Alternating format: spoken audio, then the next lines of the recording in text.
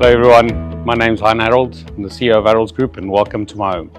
I have 54 kilowatts worth of PV on the roof. I wanted to make sure that we do cover, the winter months where we have a lot of rain here in South Africa. Also that the excess production I actually feed into heating the swimming pool, heating the hot water in the house.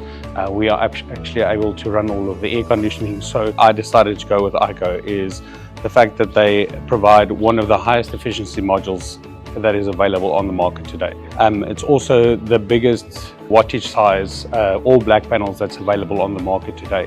Currently I'm running fully off grid.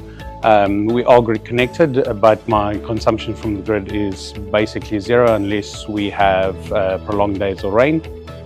Live in an estate, they've got a lot of rules about what can and what cannot be done in Paarl in South Africa.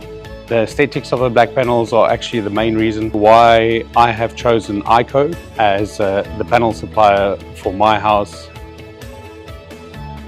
Also living in Paarl, it's quite a hot area out here. It's been 3 months now since the installation. We have seen that the performance under hot conditions, when it gets to around about 40 degrees ambient temperature, that we are still producing way above what the average norm of any other household is here.